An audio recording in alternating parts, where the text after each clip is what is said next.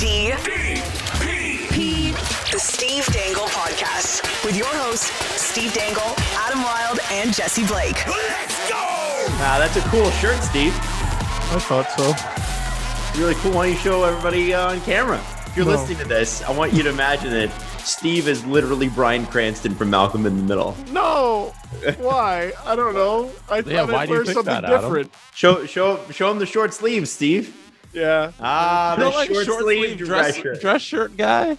I've never been, and I thought I'd try something new, and you guys are reinforcing that no, never do that. It looks like, and I assume this is true, you could handle a baby and a beer at the same time. Oh, yeah. Well, hey, in my house, you step away from the grill. That's my grill.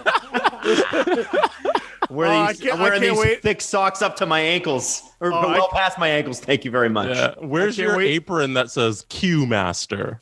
It's right next to, I hung it up next to the hose. And by the way, I cannot wait to just water the lawn after the show, hands in my pocket, just, thinking about, how lucky I am to have such a great kid, Why don't you get a sprinkler, Dad? Why don't you mind your own goddamn business? No, yeah. What? A sprinkler does not understand that certain parts of the grass need more attention, right? Maybe there's spots because of the dog. Does the sprinkler know what parts of the lawn are shaded or unshaded? I'm never wearing the shirt again. Thanks, boys. That's good. What if I undid there looks like there's little dots on it there, Jesse. There are. And I swear I've seen people with that exact same shirt, only they're like, instead of little dots, they're little guitars. Yeah. Or just little anything, really. Or like little cars. Or sailboats. Sailboats. Oh, yeah, sailboats is a big one. Why does everything have lobsters? I don't know. Yeah. I don't get that one either. When did that? And also, why is as long as we're talking about random shit, why is my For You page on TikTok just people killing crabs? They've got to stop that. Have you noticed that too? The algorithm knows what you like. So apparently you enjoy those videos. It's the Krusty the Krab sound thing. And I'm like, man. Money. Yeah. Also, Steve, if you want to have a good shirt on, you should be able to button your collar down. That's the sign of a good shirt. And you, my friend. What does that mean? Button your collar? You should be able to button the collars down. That's how so it stands up on it. But you should be able to do that at very least. Now he looks like Tony Montana. What about that? But from Oshawa. Hey. Durham Region's Tony Montana. That's Tony Altona. Steve, do you remember when you sent me the scene from The Sopranos where the kid tells Santa Claus to fuck off? Yes. And then everybody in the room reacted the exact same way. That was the most Italian thing ever. I'm shy. It's a curse. Well, there we have it. Steve shirt, everyone. Hey, by the way, as we do this podcast, Yoel Armia is on a PJ flying down to Tampa to set up for game one of the Stanley Cup Finals. And, listen, I know he had to go into COVID protocol to get it, but I don't think there's a more badass day in that guy's life than taking a private jet from Montreal to Tampa to go play the Stanley Cup Finals. That's pretty cool. So he's just in protocol. Positive. So like literally it was probably just a test that was, inconclusive or something like that. And because especially with Dominic Ducharme's positive test, they have to be super, super careful. But he's not ruled out for tonight. No, he's a game time decision. Yeah. Oh, okay. Yeah. Very interesting. If I'm ranking Stanley Cup Finals arrivals, number one, I'm putting Marchessault in a Lambo in Vegas. Number two, Armia on the PJ. That's true. Although, wait. We still haven't seen how Armia gets from Tampa's airport to the actual arena. Until we see that, we can't. I mean, maybe they rented him a Lambo as well, right? Maybe they rented him a Ferrari. Maybe the Florida Panthers have a deal on Ubers and they get him one from the airport to the arena. Yeah, use the promo code Gallant. 50% off. For 50% off your Uber rides in Florida. They're just down the road. I like that. Yeah. I like that. That's clever. That's clever. Lots to talk about today. There will be some Blackhawks news obviously coming up, which is now Fast and Furious, where that story sort of had a slow burn. We're like, hey, where is everybody? And everybody showed up. And that's been nice. But we'll talk more a little bit about what's happening there. Obviously, the major story tonight is Stanley Cup Finals. And this is your chance to make a big, bold prediction that won't matter tomorrow, but people will hold you to anyway. And that's what's so fun. Mm-hmm. So I think we're going to have to make big, bold predictions.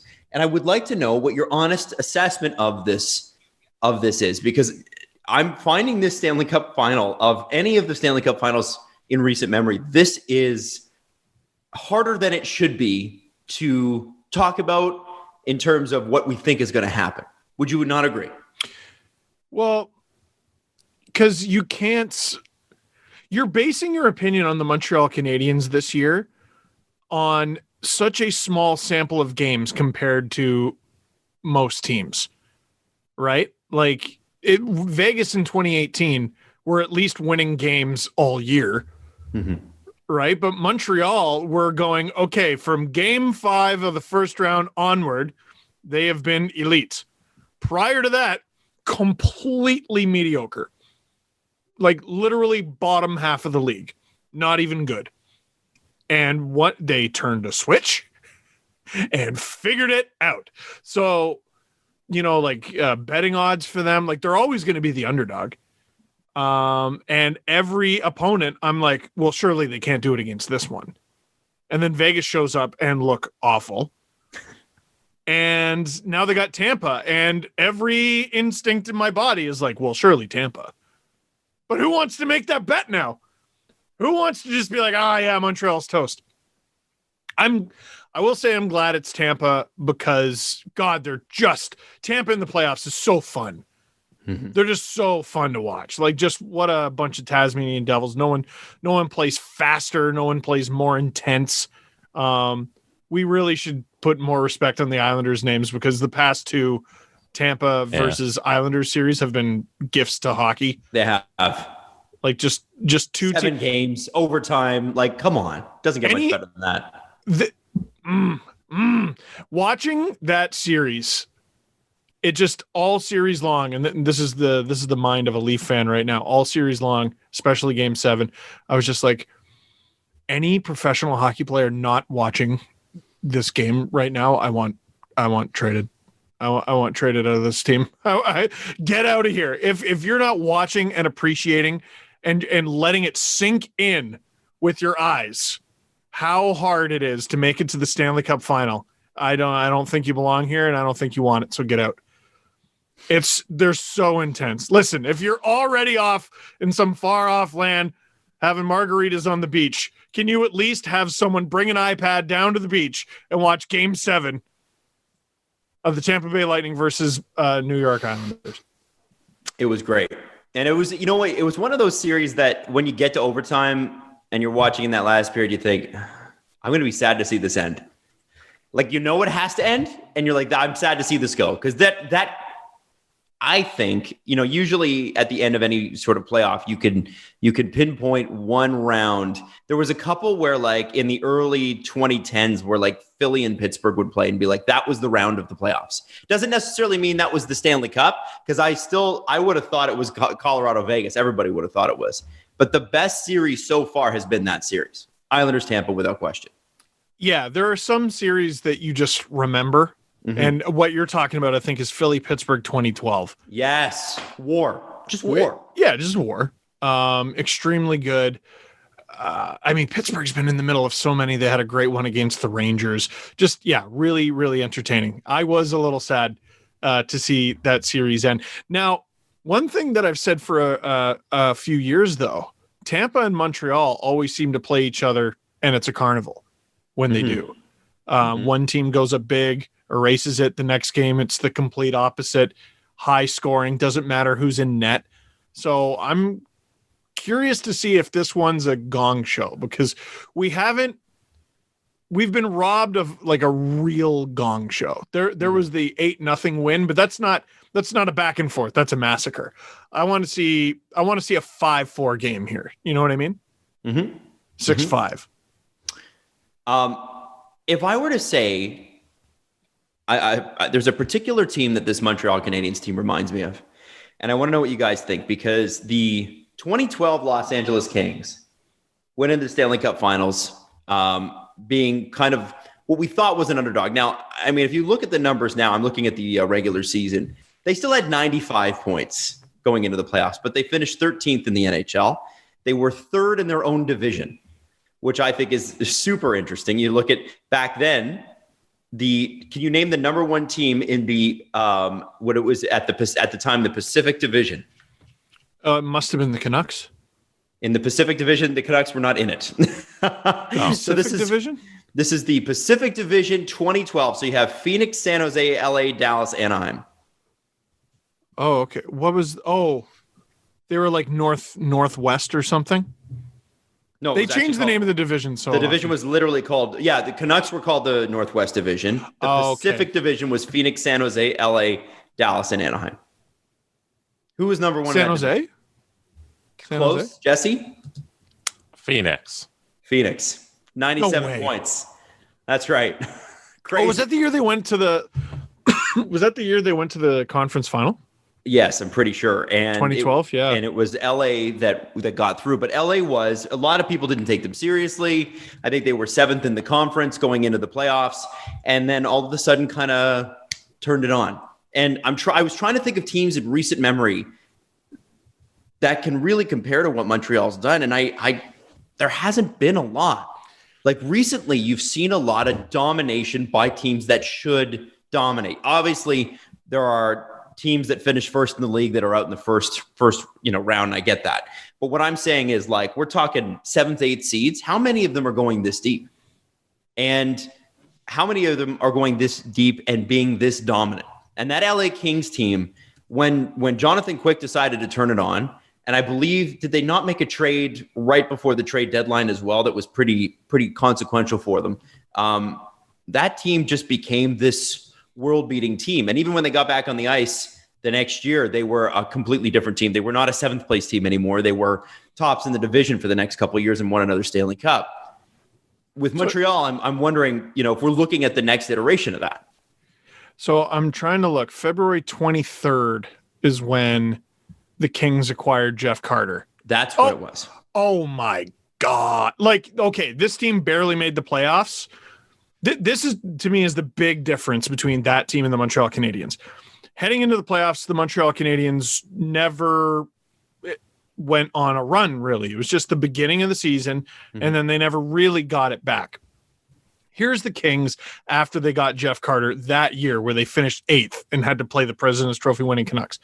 Win, loss, win, win, win, loss, loss, win, win, win, win, win, win, loss, loss, win, win, loss, win, loss, loss, win, win, win, loss, win, win, win. Oh, wait, no, now I'm into the playoffs. So there were some signs, though, that they were going to win some stuff. Yes, and I actually remember writing about it because the Canucks were this analytical darling for many years, and I mean, that term is loaded. They were good. Like, they were extremely good. They had the puck all the time. They generated a ton of chances. They were extremely good. If I'm not mistaken, from the time of that trade onward, the Kings and Canucks were 1-2 in terms of possession. So this was a team that was scraping to even make the playoffs. They got Jeff Carter. All of a sudden, they're a top 3 team in the league based on the numbers. So that was one of those, catch you off guard series that wasn't really a 1 versus 8. Right. Sort of a little bit like Columbus versus Tampa in 2019. Columbus happened to finish with that bottom seed there, but they loaded the hell up. And if you give them a couple months to, sort of play and get used to it, they started tough. But if you gave them a couple months, I guarantee you they wouldn't have finished in that seed. Montreal, I can't think of anything like them. Dude, there were no signs they had this. And people are going to point to, they had some good possession numbers and everything. They couldn't finish. And they didn't get this goaltending. Right. So something's different. Something changed at the beginning of Game 5. And even then they blew a 3-goal lead. I hate it. I hate it. It feels like every time we got to come back to it, but it's such a special and unique story. So the question I have for both of you is, what happens on the ice tonight? A couple of things with the comparing them to the LA Kings. We forget that the Kings faced New Jersey, who was also a 6th seed in that Stanley Cup final. So it wasn't LA going up against this great team and then they beat them as the underdog. It was kind of two underdogs who winded up in that Stanley Cup final, because I remember it was Brodeur on his last leg and everybody kind of unexpectedly, they just kind of wound up in the finals. And then I think history proved that we shouldn't have looked at the Kings in that year as an underdog, because 2 years later they won the Stanley Cup again. And now we look back on those Kings teams as these great teams who won 2 out of the 3 years. And then as recently as 2017, the Nashville Predators, if you remember, were an 8 seed when they went to the Stanley Cup final. And they came out of nowhere on the back of really no offense and this incredible defense and goaltending. And that brought them all the way to Stanley Cup final, where they ultimately lost. And then if you look back at like the last, 10 years, in 7 instances where you have like a clear underdog in each finals, the underdog really ends up not doing too well. Like I look at probably Dallas, Tampa, even last year, I would rate Dallas as the underdog because Tampa's 100%. the 100% favorite. Dallas loses. St. Louis, Boston, that's the one instance where you kind of look at it and you're like, okay, these two teams are even. They're finished in the middle, towards the middle of the conference finals. Conference standings in each of their conferences, and then St. Louis wins a tight series. But then you go Vegas, Washington. Vegas, an expansion team. Nobody literally expected them to be in that finals. They lose. Nashville, they lose to Pittsburgh. San Jose, they drop to Pittsburgh because Pittsburgh's on that great run. Tampa, their first year where they reach the finals, where they're actually good, they lose to Chicago. Chicago coming off of a Stanley Cup 2 years before that. And then before that, it's the Kings when they won it the second time. So I feel like going into the series, Adam, you asked what happens on the ice tonight. Like I'm going to take Tampa in the series overall, just because of how I don't see there's a history of underdogs who make it all the way to the Stanley Cup Finals, and they finally always drop to Goliath. It seems that's what happens in hockey. So I'm definitely going to pick Tampa here. One quick thing, Jesse. What I remember about the Pittsburgh San Jose final. I don't know about Sportsnet, but I believe it was ESPN. Not a single person picked the Penguins to win. Really? Okay. Whoa. So flip that one. It was unanimous. Yeah, it was unanimous across the board. The Sharks were going to finally do it. And then game 1, Bonino, and the Penguins rode that all the way to a Stanley Cup victory.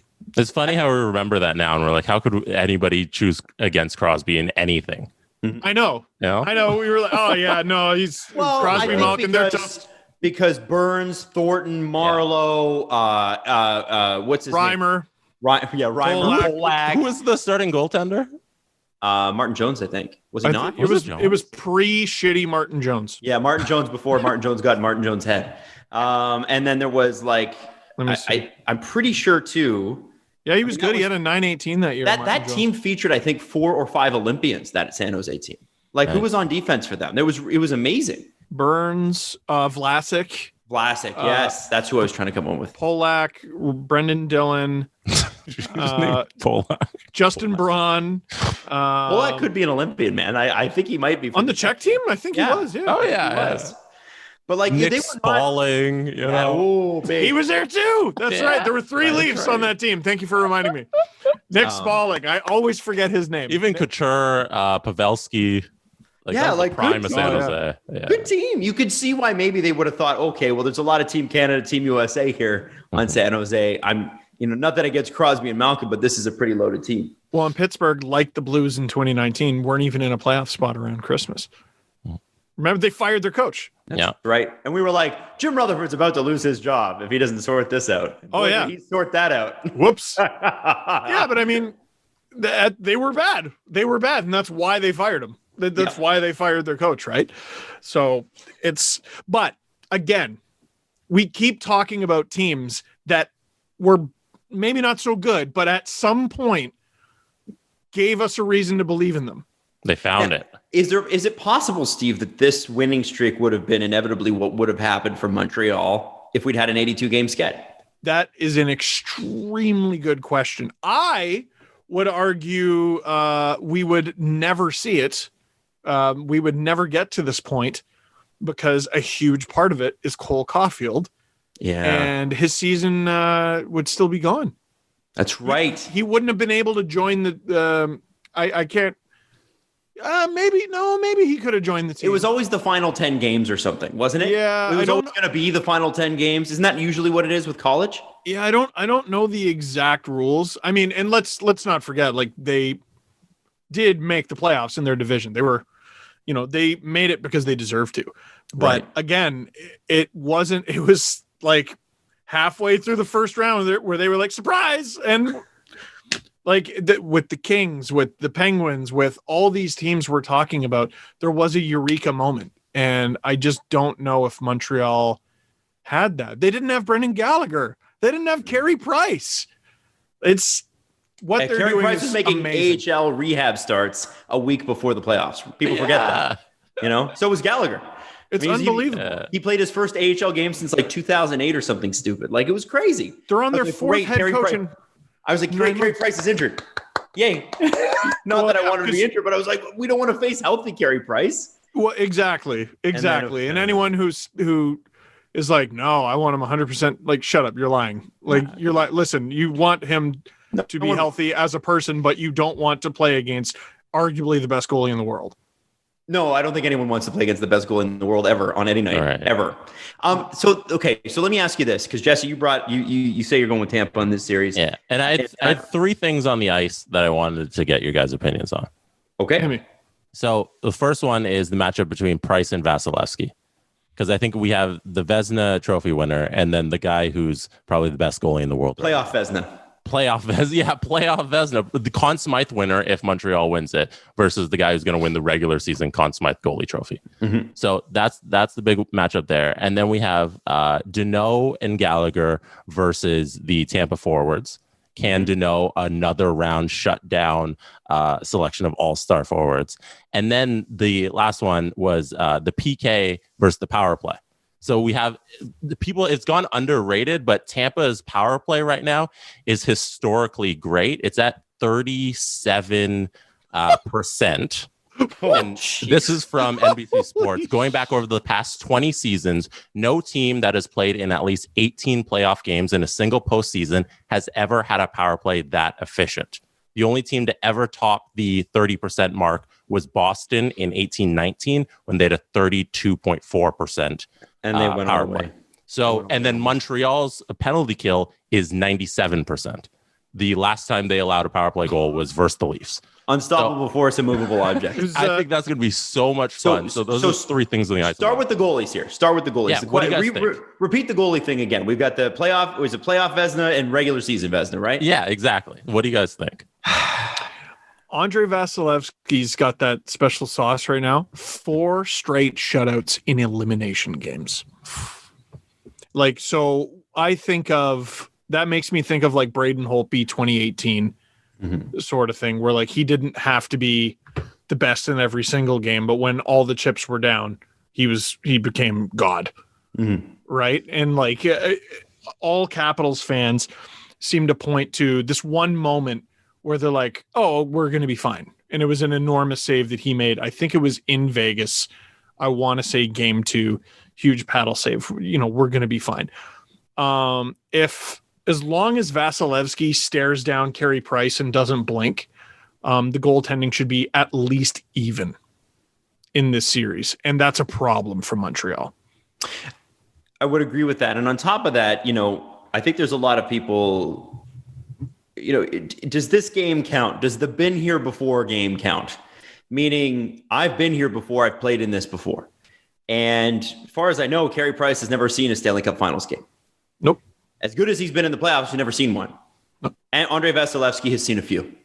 He's been here before. Been here before on the bench, I believe, as well. He was baptized in the Cup Final because Bishop went down? Because, he's like, no, it's just a flesh wound. And he was like barely able to play, and I think Vasilevskiy got some action in. Right. And I mean, this is a guy, so this guy's the third time he's been to the Stanley Cup Finals. And that's not Carey Price's fault. It's just what's happened. But then you look at Carey Price, who's played for Team Canada in the Olympics, and I think that matters. You think, oh, there's a guy that's been there before. And so my question always is, who's got more of the been there before? And I think when it comes down to it, I think, Steve, you make a really good point. If he doesn't blink, it's going to be a problem for the Canadiens, because objectively on paper, the Tampa Bay Lightning are a much better skating team than the Montreal Canadiens are. I think goaltending, you probably, based on Carey Price's performance this playoff, have to call it equal. I don't know that you can give one team an edge in that particular department, but I do think the Lightning get an edge in the way that they play, because they can play grinding teams like the Islanders. The Islanders gave them plenty of trouble, but they solved the Islanders. And the Islanders are the best team in the league at what they do, which is grinding you down, which is how they continue to get better every year. They just grind and grind and grind. Now, the number 2 on that list, Jesse, was what? Gallagher and Deneau shutting down forwards, because that's been the consistent thing with Montreal in each of their 3 rounds, is they know how to limit the other team's offense. So can they do it again to Tampa? It's so much harder to picture against Tampa just because they're so deep. They're so unbelievably deep. No injury so severe that it's keeping anyone out of the lineup. When I saw is Kucherov injured stuff, I was like, you have got to be effing kidding me. Like, there is no way Montreal's going to get this again. There's no, can you imagine a road to the cup where you barely, if at all, have to play against Tavares, Scheifele, Chandler Stevenson, who I know maybe doesn't quite match those names, but he's the number 1 center of Vegas, and Nikita Kucherov. Get lost. Get out of here. But I mean, they're so deep, they're so fast is another thing. I'll just skate with them. Yeah, you're just going to skate with Braden Point? Okay. Steve, I'm going to jump off a point you made on the last show, what I thought was really good. I know. It was great. It's the greatest point. It's too bad you're such a traitor to the Toronto Maple Leafs. But anyway, I think one of the points Steve made on the last episode was, hey, Vegas, Philip Deneau is one guy. He doesn't play 60 minutes. Right. What happened to the rest of you? Yep. Where are you, Max Pacioretty? Where are you, Mark Stone? Where are you, Mitch Marner? Where are you, Blake Wheeler? Do you know what I'm saying? Yeah. There was a lot of star talent that got the "where the hell were you" treatment these playoffs against the Montreal Canadiens, and deservedly so. But like we've said, Phil Deneau does not play 60 minutes. Phil Deneau and Brendan Gallagher do not play 60 minutes combined. So to me, it's going to be very, very hard to shut down everybody all the time. So if I am the Montreal Canadiens, who's the guy that I need to neutralize? And it's Braden Point. It has to be Braden Point. Braden Point. All the time, every day. If I can neutralize Braden Point, Nikita Kucherov is still an MVP. But it makes him far less dangerous if Braden Point, who has scored, had scored 9 straight games, something like that? Yeah, it was 9, and then he didn't have one in game 1. And if 7. It's like the end of the Islanders series, then like Kucherov's injury might limit him himself, Right. So this is the thing. Everyone thinks Montreal is going to target Kucherov because he's, potentially injured and he's the soft target. No, that means you got to target the other guys. Because he's not playing at 100%. That doesn't mean, you go after 70% of Kucherov and you try to knock him down to 25 or whatever. No. Okay. The softening's already done there. The pulverizing's already done. Thank you very much, New York Islanders. And now we turn our attentions to Stamkos or Point or Killorn or Yanni Gourde. You like going headfirst into everything? Well, how about you go headfirst into this? Sorry, go. Keep going. Sorry. Oh, no, keep going. Just I'll list every Tampa forward. You know what I mean? I'm curious if Tampa doesn't run the matchup of like the Blake Coleman line with Yanni Gourde and Barclay Goodrow against Suzuki Caulfield. And the reason for that is, those guys seem to be able to handle themselves, but they are still young, and that is still a pretty devastating mean line to play against. I have a feeling like if you ran Pat Maroon out there against Caulfield and Suzuki, you get eaten alive. And it's nothing against Pat Maroon, but I think the skill level is different. I think if Pat catches you unaware, then yeah, you're in trouble. But I look at that line specifically, the Gord, Coleman, Gaudreau line, and I think, man, if you're running that against young Montreal players, Blake Coleman can kick your ass so many different ways. He gets in your head. He also does stupid shit with the puck sometimes. I think we saw in game 4. Remember, he flipped it out of the air and batted it over and somehow got that impossible angle to, was it Yanni Gord? Every team's got one guy. Stupid. Why'd you do that? Yeah, how did you do that? And I remember when the Barclay-Gaudreau trade happened with San Jose, everybody was like, what? Why? Why did they pay that much for him? Well, when you see him in the system, and this is something that there's a few NFL teams that I think are the best examples of this, are able to take players out of another team and pull them into their system and make them stars. And you look at what the New England Patriots were able to do for about 15 years with certain wide receivers that just came in and were nobodies. They pulled these guys. They didn't get drafted. They were released and turned them into absolute studs next to Tom Brady because they played a limited role in the system. And what Tampa Bay does so well is they take those guys and they go, this is your role. And no matter what happens, you don't have to deviate from your role. And I think we saw that specifically in the Leafs series where guys who were supposed to play a role didn't play a role because they couldn't play the role. They didn't feel confident playing the role and they got off of their own game. Tampa Bay doesn't do that. And I think when you look at the defensive nature of Gaudreau of Deneau and of Gallagher, it's going to be tough for them to stop two lines, devastating lines, and then have their best guys be their best guys with a third line that Tampa has. So I'm going to say Tampa gets the edge there. This is, and like, it sounds like we're just doubting Montreal again. It's not about doubt against Montreal. These are just facts. They're about to play the deepest team they've played in these playoffs. They're about to play the fastest team they've played in these playoffs. They're about to play the biggest and meanest team that they've played in these playoffs. They're about to play the team with the best finishing power that they've played in these playoffs. And they're about to play the team with the best goaltending that they've played in these playoffs. If Montreal wins, they win. And it will have been well earned because all those things I just said are true. I just want to hop in here with some breaking news, guys. There's a couple bits of breaking news. So first off, Toronto Maple Leafs and Wayne Simmons are working towards an extension, according to Elliot Friedman. What's the other one? The other one from Chris Johnston, the Tampa Bay Lightning are increasing capacity at Amalie Arena tonight to 16,300 for game 1. It's being reported in Quebec media that by game 3, Montreal should be able to have half capacity, so about 10,500, they're saying. Oh, wow. A little over half capacity. For Canada, that's a pretty substantial development. Yeah, it's huge. Anyway, Jesse, the third one there, which was really interesting.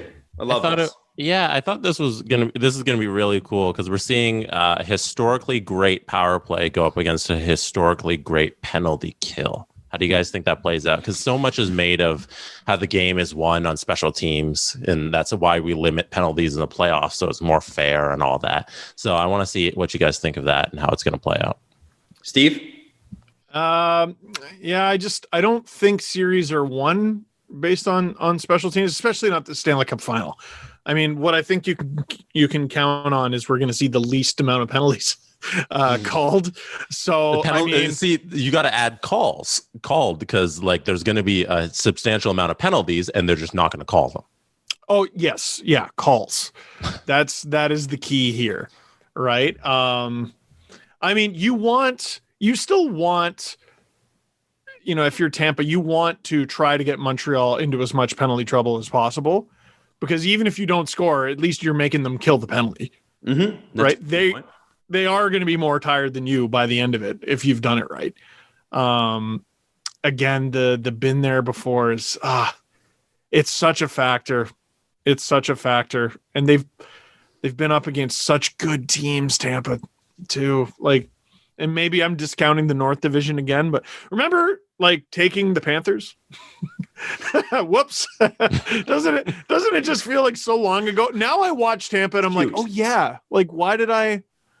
Because again, I'm gonna bet on and like I'm gonna make all my predictions for next year's playoffs so differently because I'm going to ignore my regular season brain and I'm just gonna pay attention to the caveman with a big bat You know, that team has more 6'4" guys. They win. You know, that's just how I'm going to look at it. Well, what about this guy? What about that guy? What about that guy? Yeah, there's outliers. You know, there's Yanni Gourdes and Braden Points and Cole Caulfields and everything. But you look at the overall. Yeah, there's also a bunch of meat mountains on knife shoes, and they're going to wreck your day. This is not going to be a fun series for the forwards of either team. My answer to that question is going to probably surprise you, and it's going to be short. My question is, what's it harder to do in the NHL? Stop a goal or score one? Score. So it's going to come down to what breaks first, and I give Montreal the edge in that. I think the penalty kill continues to be dominant. I mean, listen, yes, they didn't have to play Tavares. Yes, they didn't have to play Scheifele. Yes, they didn't have to play Chandler Stevenson. But this is a team that's deserved everything it's got on the penalty kill. I mean, they played some, as shitty as Toronto's power play is, and it is shitty. They played some pretty talented people on that power play. So at any point, that power play could have, in theory, it never will, but could have scored a goal. It'll never score a goal again, though. There will never be another Toronto Maple Leafs power play goal. Mark my words. Hurts my heart. I think even if, Jesse, would you say Montreal 97%? They're 97%, yeah. Okay. Even if that fell to 92, like what does that leave you with? A goal? Right. Maybe two in the entire series? I think if we're just talking who's going to be better, the power play or the penalty kill, absolutely Montreal is able to stop the bleeding on that one. I'm not saying they stop every goal. I'm not saying they stop every opportunity. And Steve's right. Keep out of penalty trouble because it will kill you against Tampa. But it's harder to score a goal than it is to stop one. So I go with Montreal on that one. Yeah, you think the 37% is going to get knocked down a couple percentage points? I would say so. And that's not because Tampa's not good. I just think Montreal is better than any of us could have ever thought. They really are 4 wins away from the Cup, eh? Yeah. Like that should be the title right there. That should be the title of this episode. They really are 4 wins away from the Cup, A? Question mark. Like it's such a good story. It's such a good story. And, you know, like it's, I like paying attention to the flavor of fans' moods and everything. And Montreal Canadiens fans in these playoffs, it's been so different than other fan bases I've observed from the outside because my team sucks in years past. Like they're not being as arrogant about it as they could be. You know what I mean? They beat the Leafs. They beat 2 Canadian teams en route to get here. Like that should be bragging rights forever. And, you know, they do have shirts, but it's not as bad as it would be if they expected any of this. Right. It's so like I'm watching like Jay Baruchel's videos and everyone's posting these reaction videos. And they're as stunned as the rest of us. Yeah. And it's kind of great to watch. This is why you watch.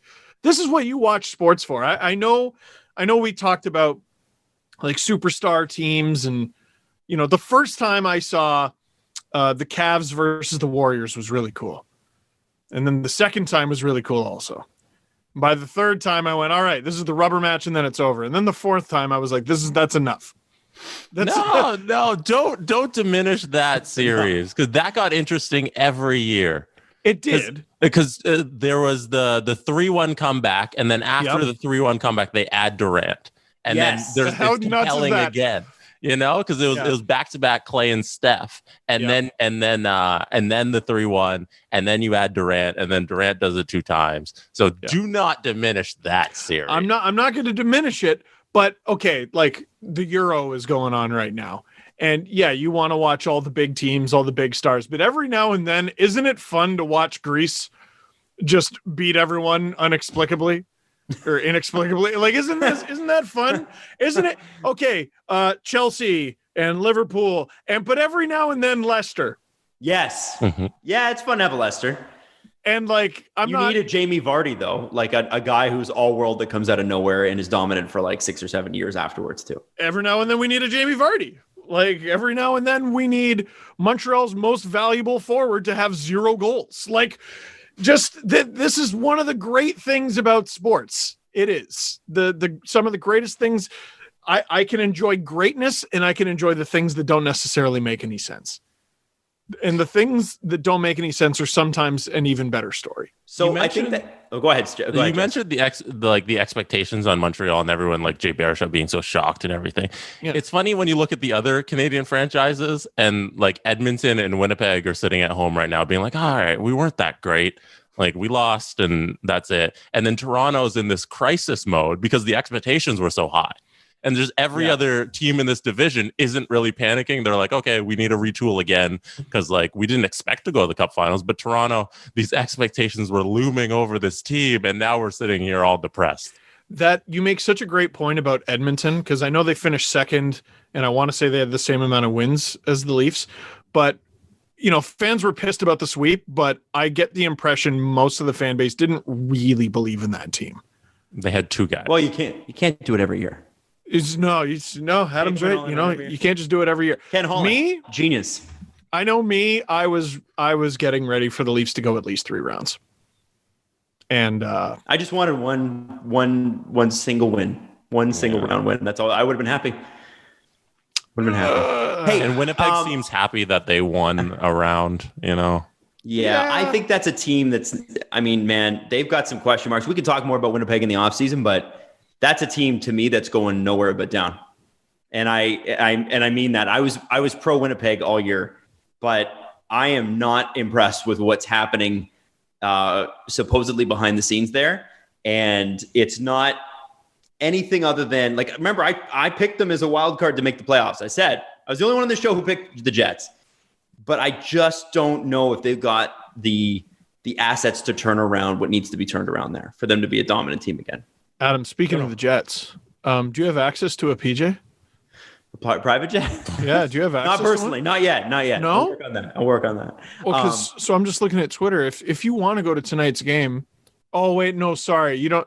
You would only need the PJ to go to Montreal. You could drive, but I mean, was just about to bring that tweet up, Steve. I'm glad. Oh, you were? You are also looking at Twitter. No, please continue. From Megan Jacob, scrolling Twitter cast. Yes, best value for Game 3 is $8,196.50 for Montreal. Holy shit!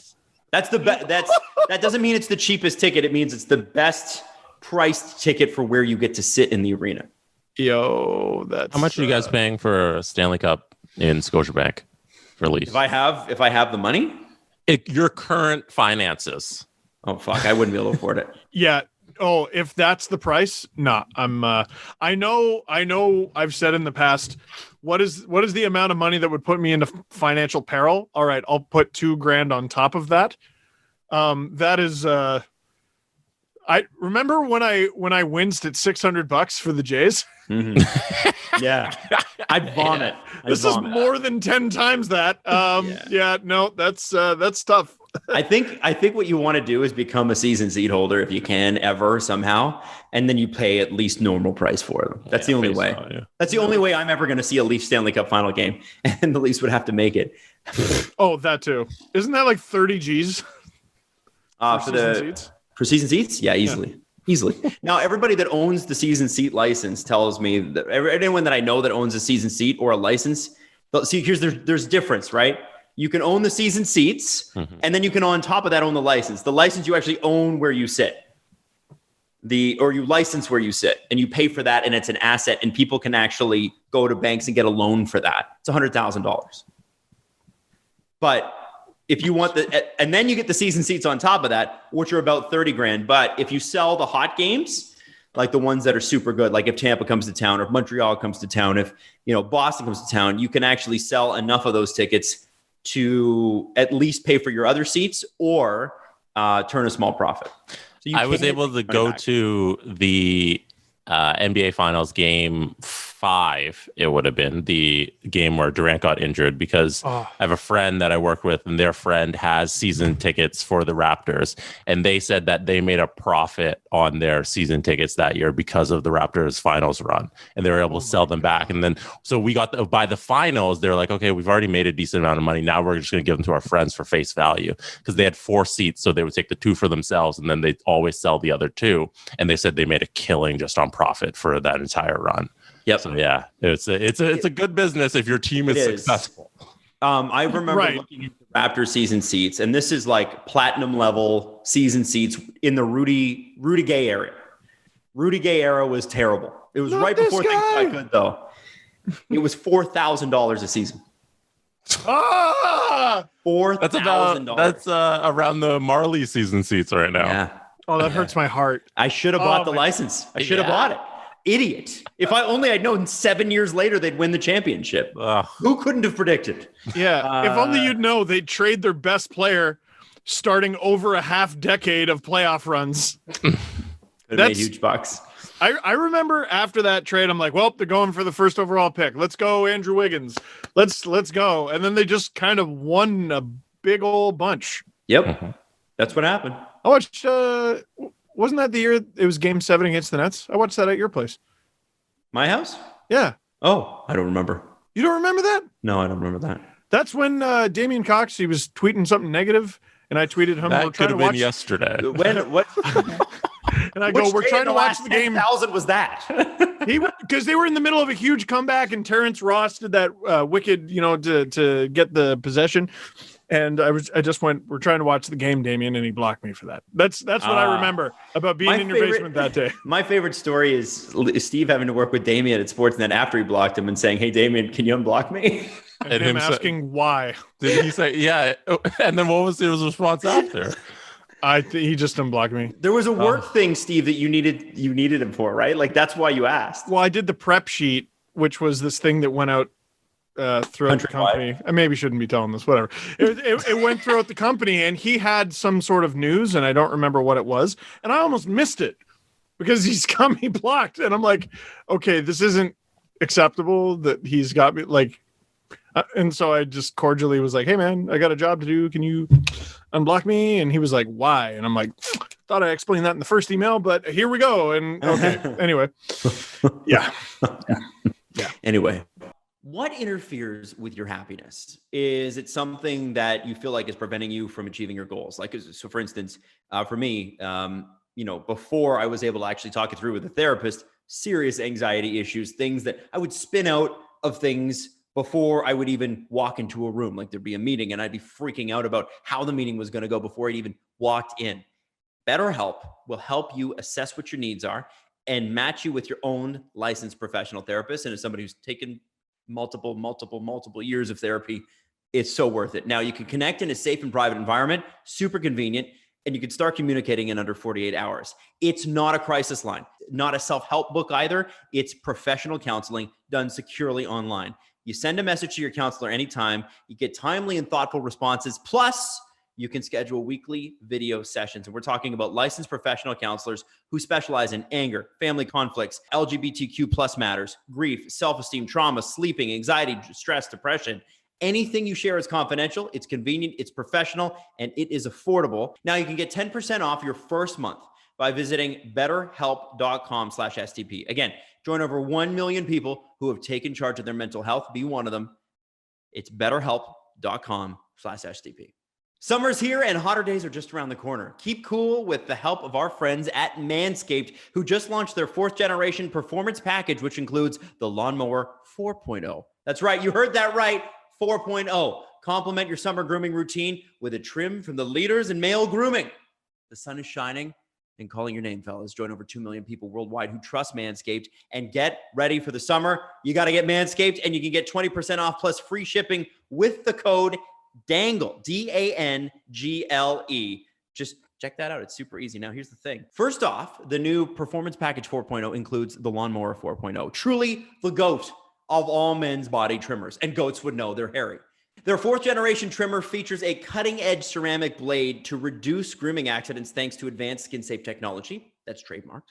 The Lawnmower 4.0 also has a 7,000 RPM motor, a new multifunction on-off switch, which can engage a travel lock and gives you the ability to turn on a 4,000K LED spotlight so you can be a little bit more precise. And, you can put a little sunshine on it.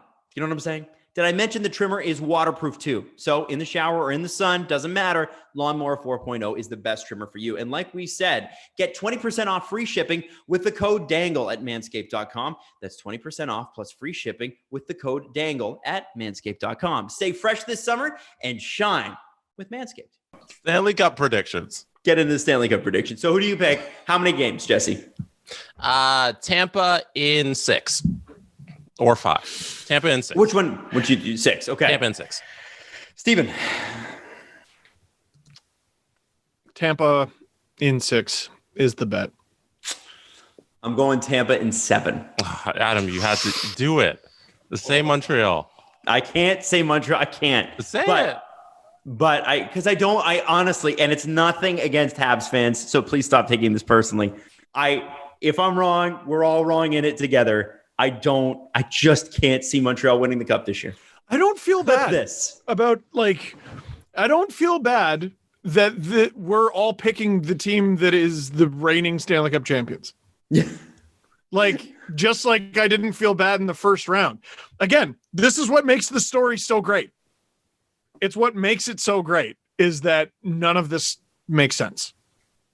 But here they are, and it's fun and it's wonderful. I actually cannot wait for the stream tonight. You're doing the stream tonight, right? Yeah, but we've rebranded it. It's Watch the Stanley Cup Final with Steve Dangle. I like how each round it's different. What was it last Leafs, round? then Habs, Watch then a Habs Stanley game. Cup Final. Well, Yeah. what's wrong with watching a Habs game with Steve Dangle? Because you're watching the Stanley Cup Finals. Because you're a traitorous Torontonian. That's why. I sure am. Wow. Oh my God. Can you imagine? You know what's pretty cool though is unless you pay for it, you're not allowed to say Stanley Cup in any advertising. We've done a bunch of promotions at Virgin. It's if you're gonna watch the big series, the big series is on, or the Super Bowl, right? It's the big game. So Steve, you actually get Stanley Cup and Steve Dangle in the same title. That's pretty cool. Rights holder, baby. It's man, it reminds me when I was working with Nike and we're just shooting stuff on the street in Vancouver for the Olympics, for example, we could not have anything NHL in the background. And I'm talking to Luke and Braden Shen, and we cannot reference the Leafs. We couldn't reference the Leafs or the Flyers or Kings or whoever Braden Shen was with at the time. But so I would have to ask questions so you're getting used to the league. How are you enjoying the team, big boys? What's it playing with men? What's it? Hey, so you're playing in the show now? Good one. Me talking to my fellow hockey playing peers. The Olympics is the worst for that because they hold their video footage so tightly that you can't even use in highlights and stuff. So even like the Vince Carter dunk where he dunked over the French guy, you never see that in packages because it's owned by the IOC and they don't allow that video to go out to anybody who didn't own the rights at the time to that video. Well, and I think if you buy the rights, you're basically leasing them. So the rights revert back. So let's say CTV had them or NBC had them when Vince did that. Doesn't mean NBC can run that now.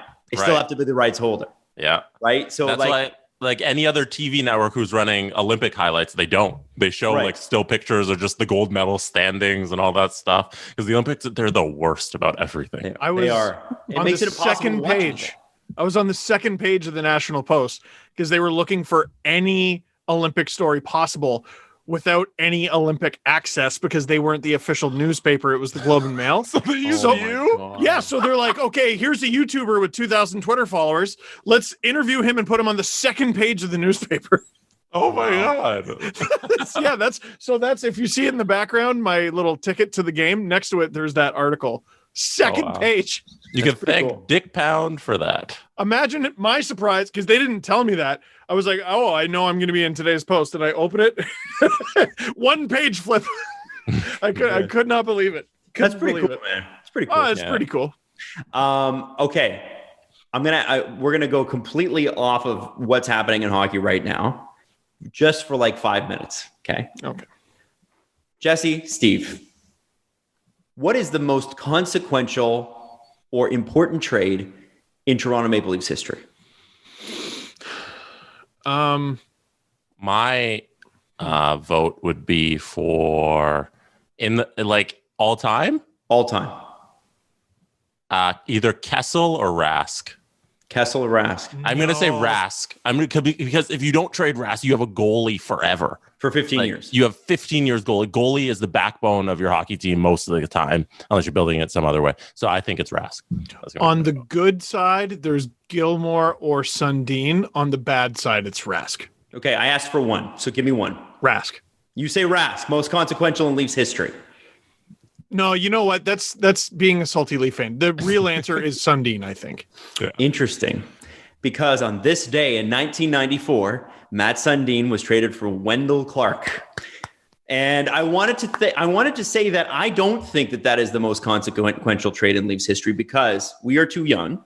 But in the 1991 series, when the Doug Gilmour trade was made, that team was awful. They were dog shit. And they continued to be dog shit, but they were better dog shit with Doug Gilmour in the lineup.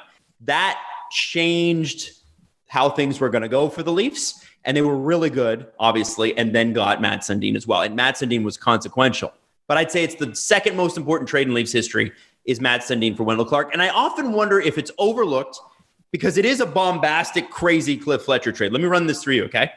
So Quebec gets Wendell Clark, Sylvain Lefebvre, who was a really good puck-moving, very, very good defenseman, Landon Wilson, a good depth piece, and the 22nd overall pick for Mats, Garth Butcher, a really young, good prospect named Todd Warner, and the 10th overall pick. They gave up a ton for Wendell Clark, like a ton. Nolan Baumgartner was the 10th overall pick. Well, the Leafs go and screw that up. But, beyond all of that, I think that trade is often overshadowed by the trade that brought Wendell Clark back. And if you look at the trade that brought Wendell Clark back, the Leafs gave up Kenny Johnson, a great defenseman. We brought this in the future captain of the Islanders. And then the pick that drafted Roberto Luongo. So I always think that second trade colors the first one. But if you look at that trade in a vacuum on its own, Cliff Fletcher robbed the Quebec Nordiques. Robbed them. This is a guy, Matt Sundin had 100 points the previous year. Wendell Clark's career high was 60-something. And they were like, nah, we got enough scoring here. Screw that. Enough. That's enough. That Wendell Clark's trade history is wild. It's nuts. It's wild. So there's the Sundin trade that you mentioned. Then I think he was involved in a 3-way deal. This was part of the Lindros trade tree, and it confused me. But he was essentially traded straight up from the Colorado Avalanche to the New York Islanders for Claude Lemieux, who went on to be Claude Lemieux in that playoff run, and Colorado ends up winning the Stanley Cup. Right. Then the Islanders trade him back to the Leafs along with Matthew Schneider and DJ Smith. Oh, Sean Yep. Well, it gets better. Sean Haggerty, Darby Hendrickson, Kenny Johnson, and the 4th overall pick in 1997, which turned into Roberto Luongo, go to the Islanders. And then the last trade of Wendell Clark's career, he was on the Tampa Bay Lightning. He goes to the Detroit Red Wings along with a 99 6th rounder, turned into a guy named Jeff McDonald, never heard of him. Tampa gets Kevin Hodgson and a 2nd rounder in 1999, who they used to select Sheldon Keefe. Wow. Yeah. Wendell Clark, only involved in pretty big deals. Yeah. You should do a trade tree. I should. The Sundin one is like half in a trade tree. Or no, the problem is I don't follow the Leafs side of it because the trade tree begins with Quebec / Colorado and Philadelphia. Right. Interesting. What if you modified it so you did like Leafs trade tree, but then it would go on forever because I guess it doesn't end with the player. So never mind. What if you were patient and you just wait to see what we come up with this offseason? So here's the other thing. What if you did a trade tree, but it's only on one player? As in like Leafs, like trade history. Oh, like just this one guy? I've thought about doing that Like I looked at Mike Sillinger, who I think owns the record. Let me look. Mike Sillinger, NHL trade tracker. I believe his record is it 13? He was traded 1, 2, 3, 4, 5, 6, 7, 8, 9, 10 times. Oh. The problem is most of them suck. Not very interesting. No, like I looked at them and I'm like, oh yeah, like it'd be funny to have this massive project. And I look at them and I'm like, oh. Sillinger for a 63rd overall or something. You guys want to hear about Mike Sillinger for Brent Johnson? No, what about straight up for Timofey Shishnikov? Or Shishkanov, sorry. Yeah, I think you're making that up. That's a made-up name. That's a made-up fucking name. Timofey Shishkanov. That's a real name. What about straight up for Roman Sweeta? Okswita. You should do a Chris Johnson podcast tree, like a guest tree. How many podcasts he's been on? Oh, there's a good idea. Track it through all of his podcast appearances. Yeah. No, radio hits. Radio hits. Chris CJ radio hits. Trade tree. How many times did he have to go on a fan radio network station with the same story in the same afternoon? It's crazy. Yeah. I hate that Friedman screwed the show up at the beginning of it because he said that Wayne Simmons thing, and now I'm like, give me the Wayne story. There's not a story there. So they sign him for under $1 million, which is what's going to happen. There's not a story. 31 Thoughts has officially dropped. I was hoping it would drop before the show because he has an update on the Blackhawks. So there is going to be some of the stuff that we're going to tell you probably is going to be outdated because obviously 31 Thoughts will have some news that we did not previously know. We think, however, what we do know is the story has picked up enormous steam, and I think this is the Blackhawks story. The Blackhawks story, yeah, and that was our main point of contention in the last episode. Was like, where the hell is everyone on this? And right before the show, Katie Strang and others from The Athletic put out an article talking about Nick Boynton. But there's been a lot of updates since. So obviously now we know that the Blackhawks have hired an independent investigative team. And this is a law firm, a big law firm in the United States. And I'm just pulling it up right now because my computer at this very moment has chosen to freeze everything on me. But the reality is, and I can name the law firm in a second, Daryl Wirtz, who is the son of Bill Wirtz, the original owner of the Chicago Blackhawks, or the second owner, whatever. The Wirtz family has owned them forever and ever. He's now the president. He took over for John McDonough right before the pandemic. Remember, there was like that random firing, and we were like, what happened there? Oh, yeah. Well, John McDonough was the president for a long, long time, and I believe he was supposedly in the room when Stan Bowman and whoever else was there from the Blackhawks organization said, we're not reporting this to the cops. This original sexual assault allegation. He would have been a part of that. Now, let's look this up. So Mark Lazarus, who is a great follow for Hawks, Anything Hawks, said the Blackhawks have hired a former federal prosecutor to lead an independent review of allegations of sexual assault by former video coach Brad Aldridge in 2010. The alleged refusal to report it to police, according to an internal memo from Danny Wirtz. I called him Daryl. My apologies. So here's interesting. This is the internal memo.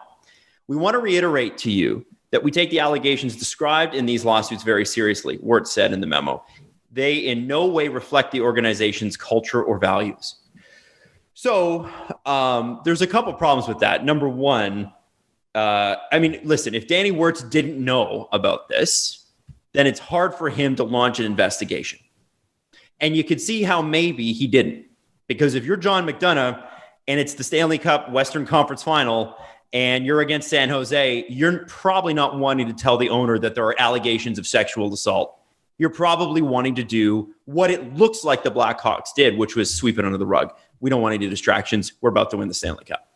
That's what it feels like. I'm not saying that's what happened, but it sure looks that way, doesn't it?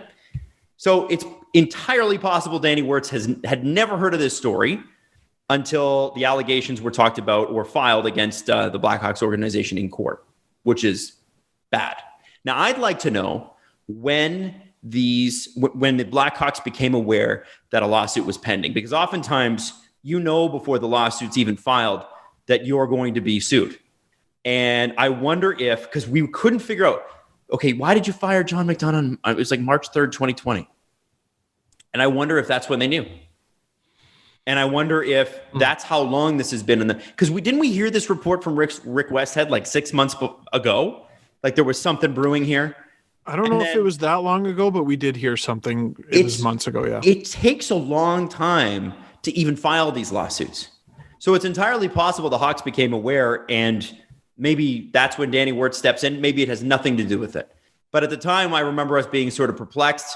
No reason was really given. Nothing really leaked out. And I just wonder if this wasn't a part of it. Who knows? That's just conjecture at this point. Now, the other part of that statement that is really, really tough to hear is, we want to reiterate that we take the allegations described in this lawsuit very seriously. They in no way reflect the organization's culture or values. The problem is that you still have people in place that were there when the incident occurred. And the people at the time didn't respect the allegations. So while you may not feel that way, the outside perspective is, well, the same people are still leading it. And unless they've gone to school to fix this or sensitivity training, or they've read a fucking book in the last 10 years that isn't to do with hockey, I haven't seen anything that says that doesn't reflect your culture or values. And I have to be honest with you, the Blackhawks culture and values behind the scenes and on the ice, frankly, because there have been incidents involving Blackhawks players that are sexual assault incidents. Let's just be straight about it. At what point do we not acknowledge the fact that maybe there's a problem here? Maybe there's been multiple of this, and maybe they're unrelated and disparate, whatever you want to call it, but it's happened at the same organization. So I think, as much as anything, the values of the Blackhawks organization are on trial, and they're not even in court yet, and they're on trial right now. And there's the tentacles of all this, right? So Stan Bowman is still there in Chicago. Kevin Cheveldayoff, who could have potentially known, is now the GM of the Winnipeg Jets. Mark Bergevin, who could have potentially known, although he says he doesn't or didn't. I'd like to talk about that in a second. Sure. You're right. He's the GM of the Montreal Canadiens. There's Joel Quenneville, who could have potentially known. Now he's the head coach of the Florida Panthers. And someone brought this up. Stan Bowman is the GM of Team USA for the 2022 Olympics. Stan Bowman, yes. Also, there's other wrinkles to this too, because apparently, and I keep getting his name mixed up. So it's Brad Aldrich. His father is fairly high up in the San Jose Sharks organization. He's the head equipment manager and has been since 1995. Ron Wilson was the head coach of the Olympics in 2010, the Olympic team in 2010. Right. Ron Wilson, who I believe at the time was the Leafs head coach, but had been previous to that San Jose's head coach, and was close with the Aldrich family. Apparently, Brad Aldrich was a video coach for Team USA at those Olympics as well. He was not a guy that people were kind of surprised that he was picked for that. So that I don't remember. What a key distinction here is those Olympics happened several months before the allegation. Yeah. It was about 4 months. Mm-hmm. About 4 months. So I was thinking about that too. And I was trying to separate that Team USA from all this because there wasn't anything reported yet. But maybe it has to do with the fact that there are families of people, as there is in any industry, ingrained in the industry. Mm. And you have a guy like Aldrich, who Stan Bowman would probably have known his father, because hockey's a small circle. Like, you think that these guys don't all know each other. They know each other, and they know each other's families. They know everybody. It's not a large group of people. It's like a small town, the NHL. It's like literally like a small town of like 5,000 people. Everybody knows everybody. And so you've got Stan Bowman, who knows Aldrich's dad. It looks a little odd that he would write a letter of recommendation and then kick him out the door. You can draw conclusions through nepotism from hey, his dad works in this hockey organization. He got this job. Then things happened with the Blackhawks and nobody really wanted to speak about it because they know this part of the family. And they know his dad or whatever. And yeah, you can draw conclusions based on all of that stuff. And I think it's very true based on what you just said, Adam, is that hockey is a very close-knit community where everybody kind of knows everybody. And so not that it happened, right? But it sure looks that way, doesn't it? And when it sure looks that way, it needs to be investigated. That's my point. Key distinction, that letter of reference, I think they're disputing that, and I don't know if they have proof yet. Interesting. If that letter exists, it's a key piece here, and like if it was ever written, it still exists. Well, we're not lawyers and judges, no, but it's Aldridge. If he was let go, was he let go with cause or without? Because that would have to be filed. Or was he allowed to resign?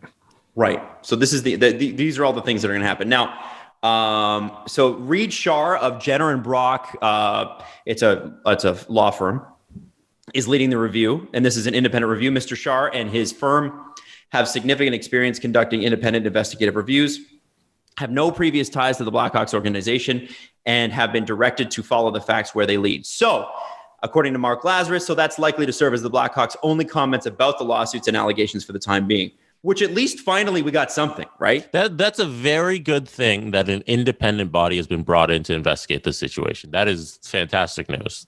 Now, Steve, you bring up Katie Strang, correct? Yeah. I'm trying to remember exactly I've got the tweet here. Okay, do you? Because I've been sending so much stuff to you guys. There's so many angles to this. Yeah. Here, so what in particular? Said, the firm hired by the Blackhawks to investigate Brad Aldrich allegations, Jenner and Brock, also represented USA Gymnastics in bankruptcy proceedings in the wake of the Larry Nassar scandal. So basically, you declare bankruptcy because it was like a $520 million lawsuit that the former athletes won against USA Gymnastics. It was a crazy, crazy big number. Yeah. And it was groundbreaking. It was a huge victory. So oftentimes what companies will do is declare bankruptcy to have those payments reduced or say, hey, we don't have the assets to do this or whatever it is.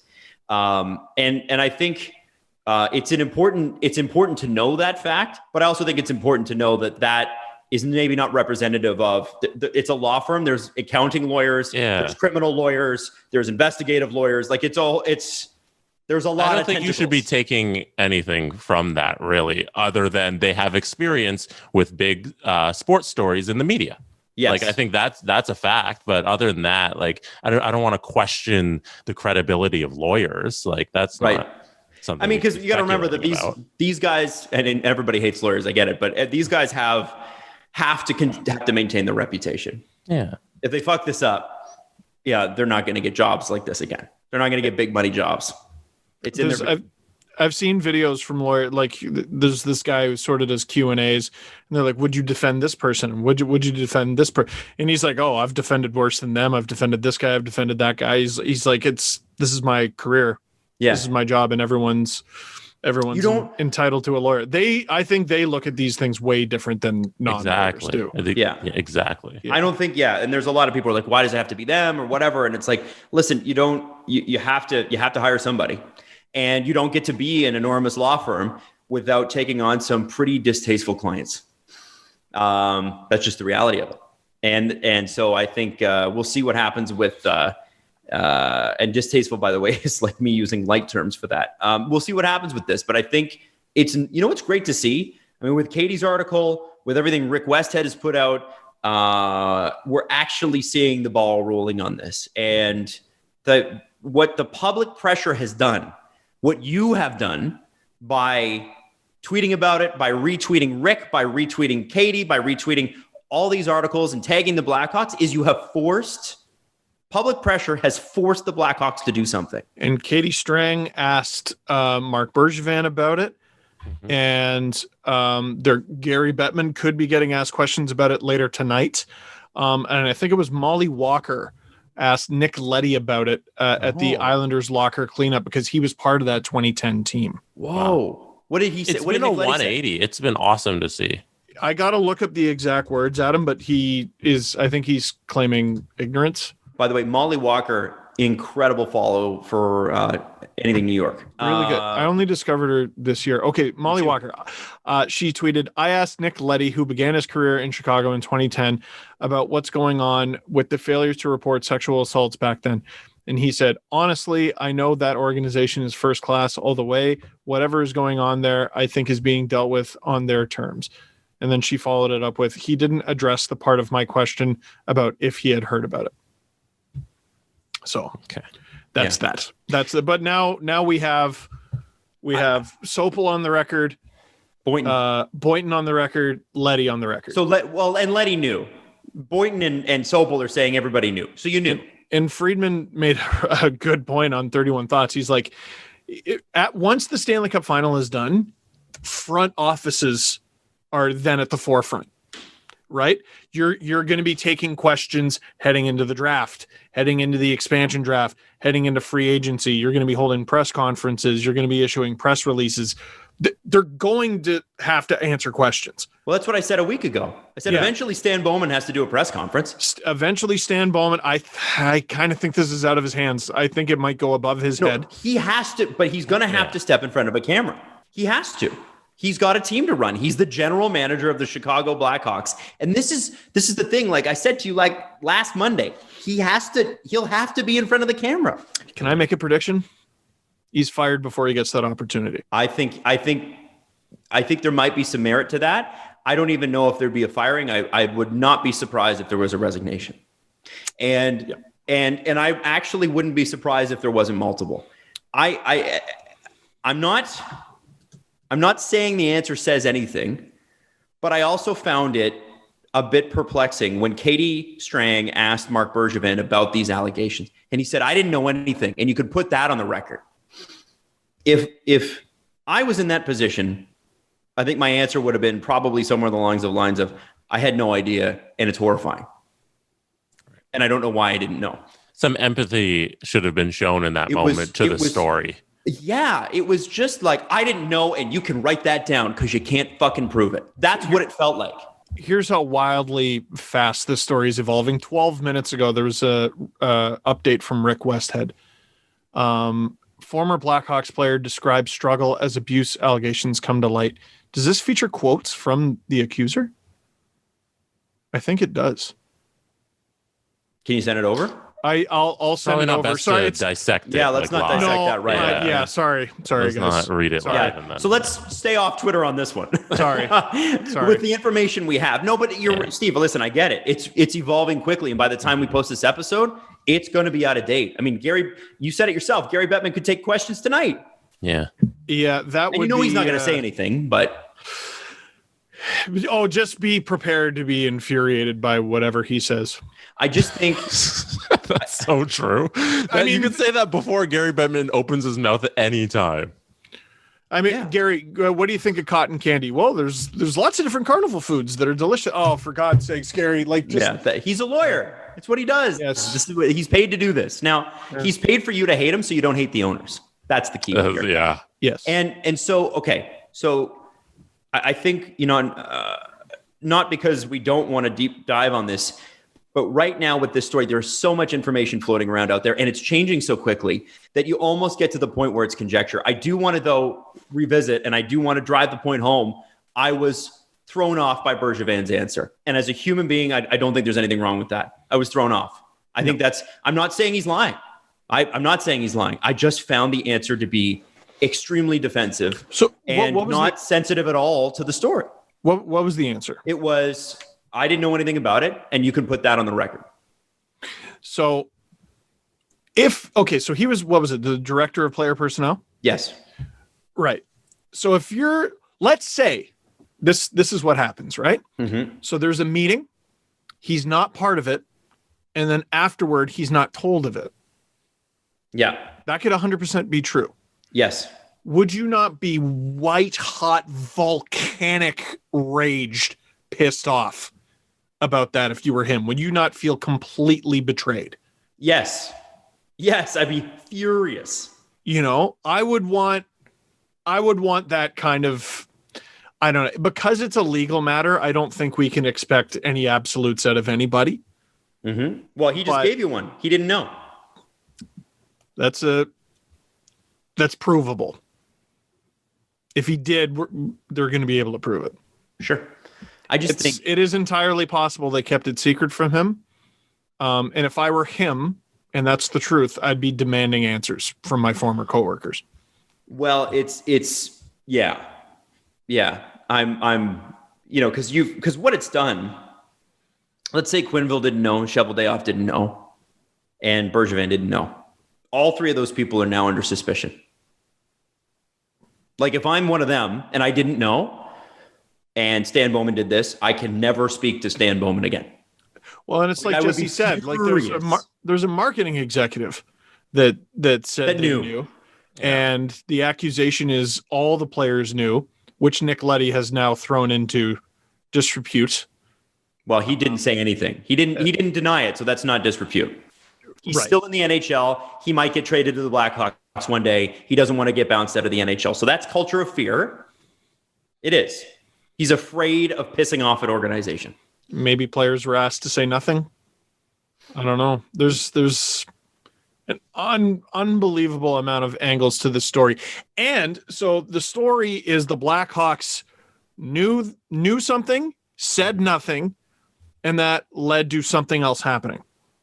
But what we found out, I can't remember if it was Katie Strang's reporting or Rick Westhead's reporting, is there was a parent that was unhappy with Brad Aldrich's conduct or was alarmed with his conduct when he was with a AAA team. I think it was, I can't remember where it was. They're called the Marquette Electricians. Mm-hmm. Did you see that story? I don't want to get too graphic. Would that be the wrestling story? Yes. So there was basically wrestling involved, inappropriate, and a parent saw it and brought this to the team's attention. And they basically said, shut up about it, according to the father. A few years later, fill in the blanks those few years later, but then he goes to the Blackhawks. This happens. No one from the Blackhawks says anything.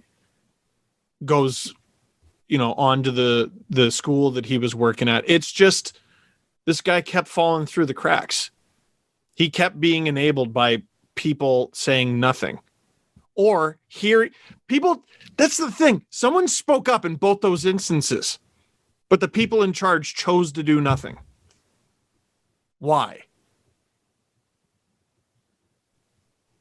I don't know.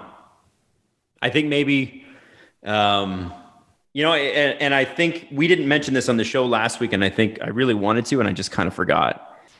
Beyond all of that, Steve, where was the organization on this? Where's the NHLPA on this? And I think to your point, Steve, and I'm not trying to change what we're going with here. If you report to the organization and you report to the PA, which apparently the players did, that also came out, by the way, on Friday. Right. I'm trying to... And nothing happens. Well, and here's the other thing. I was talking to somebody about this over the weekend. So the parent involved, so the story is this. The parent saw kids wrestling, and then Aldrich is supposed to have jumped in on the wrestling match, and it was inappropriate because he was an adult and they were kids. Right. And it was everybody was, according to the parent, according to the story, this is all allegations. We cannot prove this. The parent says that everybody was uncomfortable, but nobody wants to say anything. And a lot of the reason for that is that at high level hockey, it's just as politicky as it is anywhere else. So imagine you've got a coach on the team whose dad is linked to the NHL. You don't want a bad reputation for your son who's, played his whole life, and you want to see him go as far as he can in hockey. You don't want that reputation of, oh man, bad parents, or maybe you've got a margin. Maybe you've got a kid who's just barely on the team, and they've just barely made the team. And yeah, as much as a parent, you want to report that. Well, it could jeopardize your kid's playing time, or it could jeopardize their opportunity at a scholarship, or what. There's all of those considerations. I'm not saying that I would have done what this parent did and said nothing. And I'm not saying that you should do nothing. I'm clearly stating the opposite. But at the same time, we have to be empathetic to the position that these parents were put in as well. Because it's like, they're thinking like their kid's future rests on this. And they don't want to fuck that up. But this is what happens when you don't report. I found the tweet about the NHLPA. So it's Rick Westhead. Plaintiff's legal team also seeking any correspondence between the Blackhawks and the NHLPA. Plaintiff's attorney has alleged that the former player went to someone at the NHLPA and reported his abuse after it happened and was told the matter was between him and the NHL team. Like, if that's true, I don't know what the NHL Players Association exists for. Other than that's the arm of the league that's supposed to be on the side of the players no matter what happens, you know? Like, if you bring whatever to the table, we're on your side. We're going to find a way to resolve it. We're going to find a way to get the league involved. And the fact that they don't do that in a serious situation like this, it's like, okay, so what do you guys do? I was far more mean in DMs to you guys. I don't know what the NHL Players Association does. I think for a living. Of all of that, Steve, I think you're right. I think it's like, okay, so from the Blackhawks perspective, maybe they were like, well, we don't want anybody to fuck with our Stanley Cup run.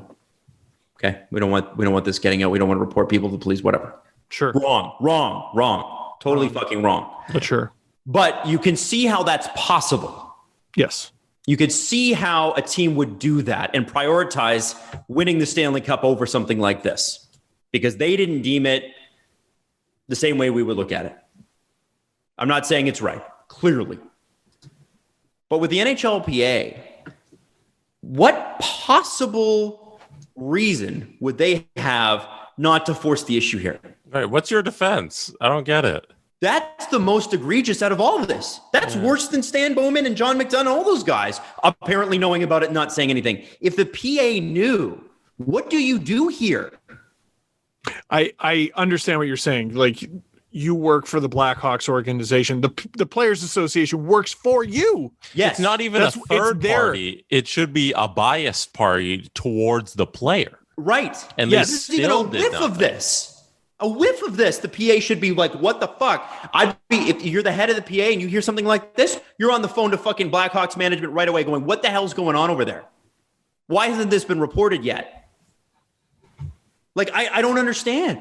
Who makes these calls? Who makes the decision that this is, well, you know what? From what I'm hearing, I don't think this counts.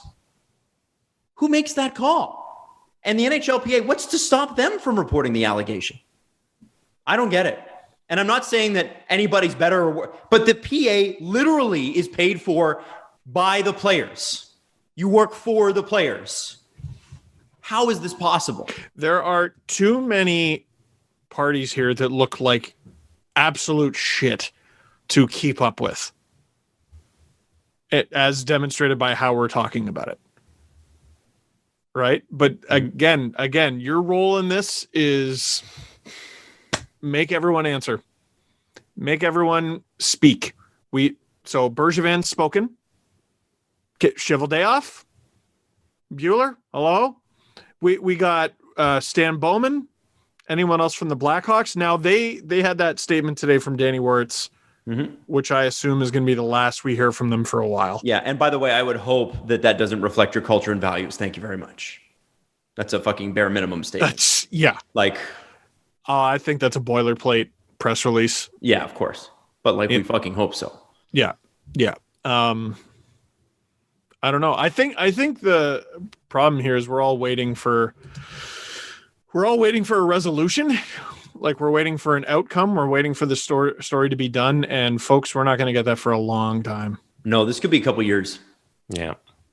So it's it's unfolding quickly and we're finding out details, but I just want to say one more time, it was your public pressure that caused them to do this. They 100%. Were not doing this a week ago.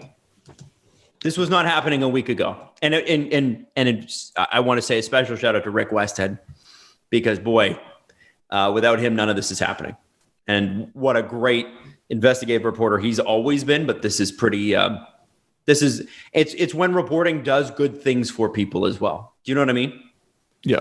So a big shout out to him for that. And we hope that all of them keep up the heat and the hard work on that. I don't know what else we can find out from this. Like, I know the details are coming out fast and furious, but I think after this week, we're probably not going to hear about it for a long, long time until a court filing is made.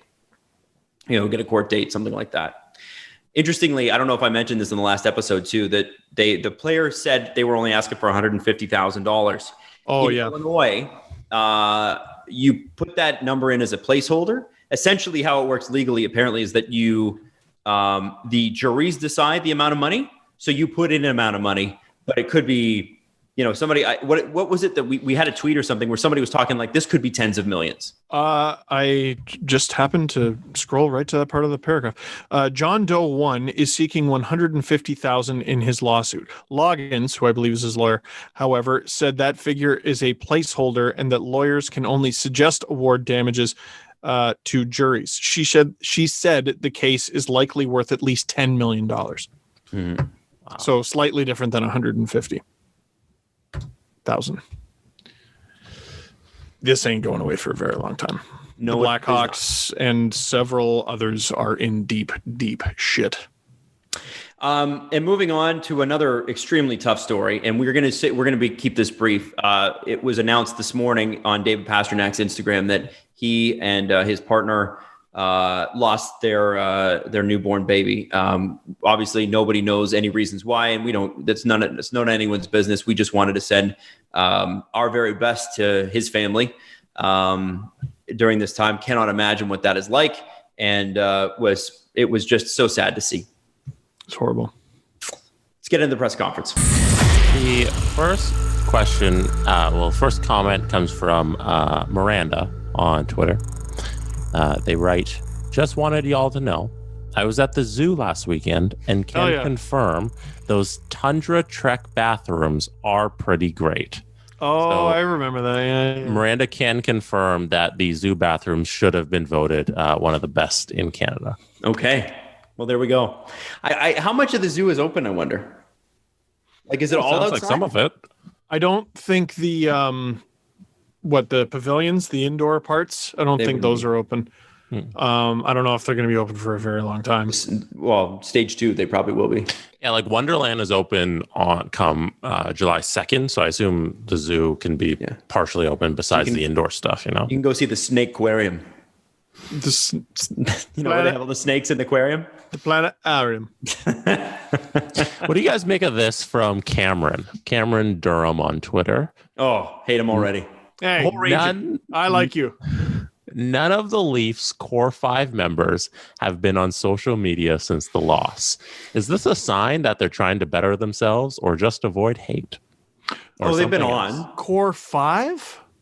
Who are the 5? I guess core 5 would be Nylander, Marner, Tavares, Matthews, Riley. Sure. Okay. Let's go with that. I mean, Tavares has a Twitter pretty much just for his foundation and to promote charitable causes. What a jerk. Am I right? No. So he's not really active. Matthews isn't really active. Marner's never really active. That's not true. Well, sorry. He doesn't post very much. Right. He's active. The thing was, even going into the playoffs, he told all the press, I haven't been on my social media in a few weeks. And he had commented on people's photos. Right. And people were like, this is you, man. But, I'm sure they've been on. It's just they're not posting. I mean, bless Robin Leonard, who will tweet people on a plane on his way to an elimination game. Bless that guy. But most players, especially in the off season, I'm sorry, if you're on Twitter all the time, then you're rich for nothing. Go get off of Twitter and go be rich. Go be rich somewhere. Go train at a really high-end facility. Or if you don't feel like training, go rest at a really high-end facility. Go do non-Twitter things. I have Twitter because I'm not a millionaire. What's your excuse? I don't know. Just get off of Instagram. All those people, they look the same as they did last time you saw them. I don't know. If I was any of them, I wouldn't be on social either. It's fair. I wouldn't read into that. Yeah. This is from Sneaker Flavored. Did you clip all the times this season Adam dunked on the Habs? No, we haven't clipped it. But if somebody out there wants to do that, especially the Habs won't win a single game clip and put them all together, Adam would love that. I deserve it. Gift. I deserve it. Going away gift. Okay. Season-ending gift. I'm not going anywhere. So someone's going to have to check this, but okay, here's how much the Habs slander was valid. It was valid, all the Habs slander.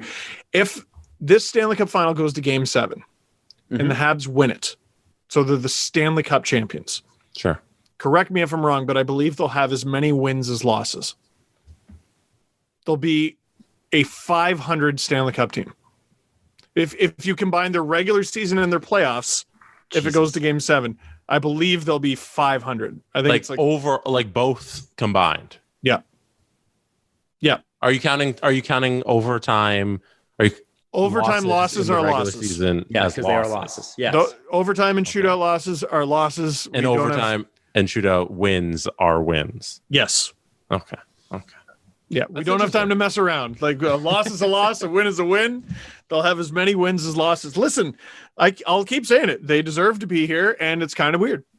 Yes. It is weird. It's weird, but it's fun. The thing is, like, people are. I'm still getting people who are like, delete your account. I don't like losing that bet. Doesn't change my life. Like, I hope you know that it was fun. Fun bet to make. I enjoyed it, and I enjoyed the fallout from it too. Like, it's not. I don't know, man. It's not like I'm basing my whole life on my take on the Habs in Vegas. Like, I just, it was fun, and if they hadn't won, we still would have made the donation. So, like, the whole point was just to have some fun and like charity, whatever. I just think you got to sometimes go, I'm going to make a crazy bet. And if it works out spectacular, I look like a genius. If I don't, I look like an idiot. Who cares? It's okay to be wrong about sports. Well, and especially hockey. And I think this Habs fun, or the Habs run, if it's been anything, it's been fun. This is a fun story. It's a great story. Yep. And do I think they're that good? No, I still don't think they're that good. I still think next year, they're a question mark for me to make the playoffs. Because the regular season's different. Right. And they were 18th. If this was a normal year, the Habs are not in the playoffs this year.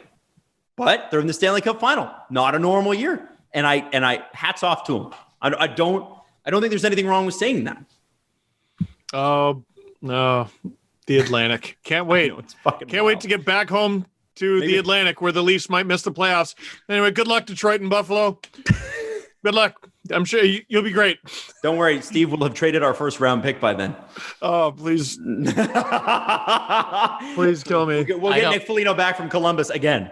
Oh. Yeah, one last thing. This is from PJ Sing9 on Twitter. Philip. PJ. Have you guys seen the newest season of Too Hot to Handle yet? No. The first 5 episodes, I think, are out on Netflix. Have you guys watched them? No. I watched. I will be on vacation here soon, so hopefully you guys should check them out. Too Hot to Handle. Not Too Hot to Handle. Sorry, you screwed me up.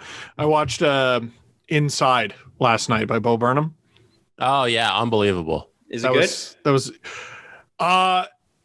It depends what you like. I love everything Bo Burnham does. He's not everyone's flavor, but like by the end of it, I was like, I would like to hug you. Can I hug you? Can it is that what's it good? about? What's the deal with that? He recorded an entire special in his mostly musical comedic style in a single room. And he just lived in that place for a whole year while he made that special. So it's a combination of like music videos and stand-up material and little bits and interludes in between that. And yeah, like Steve says, like 90 minutes in one room filmed over the course of like a couple months.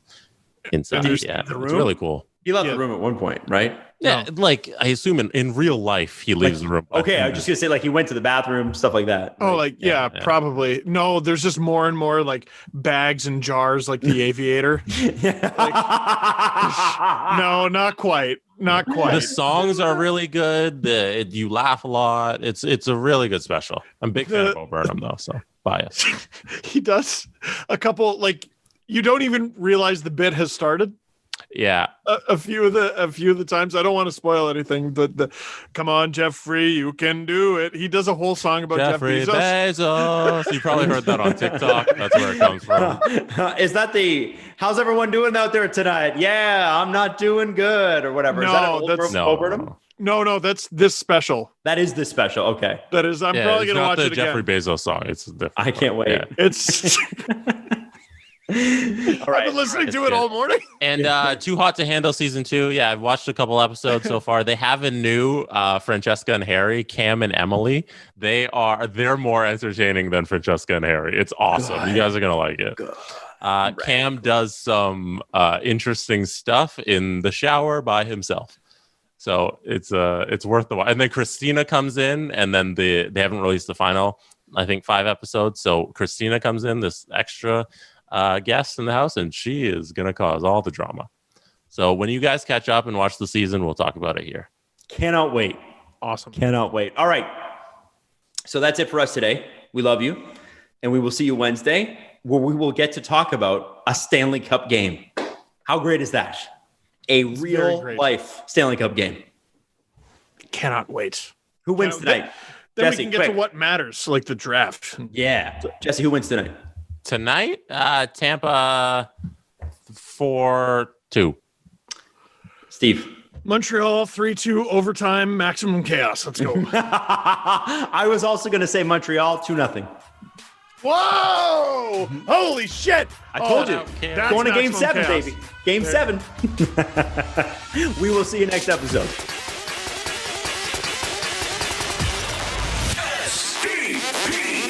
The Steve Dangle Podcast. Follow the guys on Twitter at Steve_Dangle, at Adam WYLDE, and at Jesse Blake.